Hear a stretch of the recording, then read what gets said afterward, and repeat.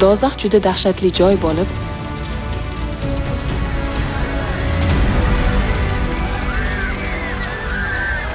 olov azobida bir tomchi suv olish ham qiyin. Iso Masih aytganidek, agar qolimiz, oyogimiz yoki kozimiz bizni gunohga undasa, dozaxga tushgandan ko'ra uni kesib tashlash yoki sugurib olish yaxshiroqdir. Chunki dozaxdagi azobni tanamizning bir qismini kesish azobi bilan solishtirib bo'lmaydi.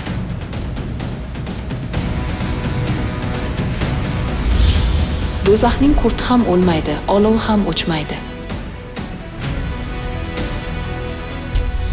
Har bir odam olovda tuzlanib poklanadi.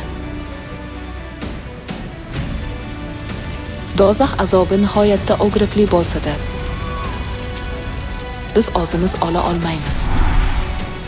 Dozaxda hayot lazzati, dam olish lahzasi va najot umidi mutlaqo yo'q, faqat ulkan azob, pushaymonlik va qayg'u bor. Agar xushxabarni eshitgandan keyin tavba qilmasak, nega dozaxga tushamiz?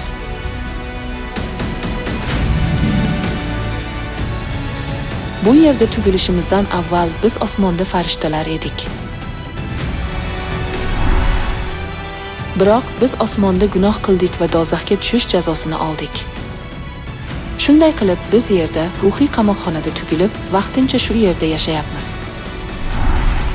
Agar yer yuzida dozax azobidan qochish yo'lini izlamasak, dozaxga borishga mahkummiz.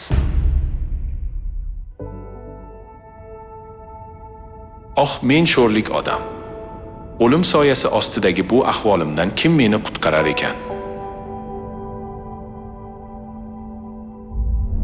Xudo dozax jazosiga mahkum bo'lgan insoniyatga rahm qilib, o'zi bu yerga dozax jazosidan qochish yo'lini ko'rsatish uchun keldi. Men gunohkorlarni tavbaga chaqirgani kelganman.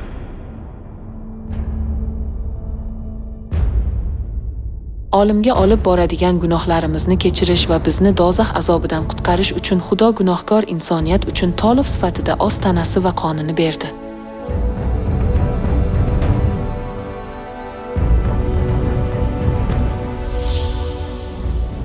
Olib yenglar, bu fisq noni dedi.